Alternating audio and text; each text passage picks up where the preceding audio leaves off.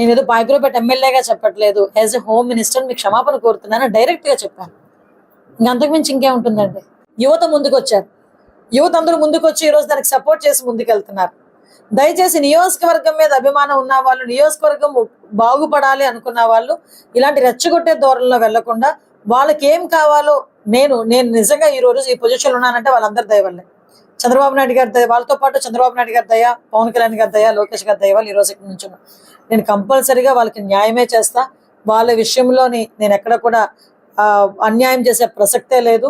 నేను రాజీపేట గ్రామస్తుల పక్షాన కంపల్సరీగా వాళ్ళు ఒక కమిటీ పరంగా వస్తే కనుక డెఫినెట్ గా నేను సీఎం చంద్రబాబు నాయుడు గారి దగ్గర తీసుకెళ్లి వాళ్ళందరితోని కూడా నేను మాట్లాడి వాళ్ళ సమస్యకి పరిష్కార దిశగా ముందుకు తీసుకెళ్తానని మనస్ఫూర్తిగా నేను కోరుకుంటున్నా. ఎందుకు ఈ రోజు ఇప్పుడు నేను మీతో మాట్లాడుతున్నానంటే నేను అక్కడ కొన్ని విషయాలు మాట్లాడలేకపోయాను కాబట్టి ఈ రోజు మీతో మాట్లాడుతున్నా.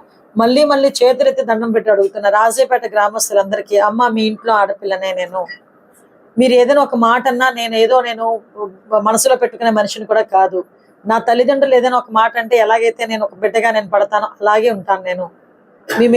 నాకు మీరు దయచేసి నా మాటను అర్థం చేసుకోండి. బయట వాళ్ళు వచ్చి రెచ్చగొట్టే పరిస్థితుల్లో ఉంటే కనుక దయచేసి మీరు వాళ్ళ మాటల వల్ల పడకండి. మీ బాధ్యత నాది, మీ కుటుంబాలు బాగుపడాలి, మీకు మంచి మంచి లైఫ్ రావాలి, మంచి జీవితం ఉండాలనే ఉద్దేశంతోనే నేను ఏదైనా చేస్తాను. దానికి మీరు కూడా సహకరించాల్సిందిగా మనస్ఫూర్తిగా మిమ్మల్ని అందరినీ కూడా కోరుకుంటున్నాను.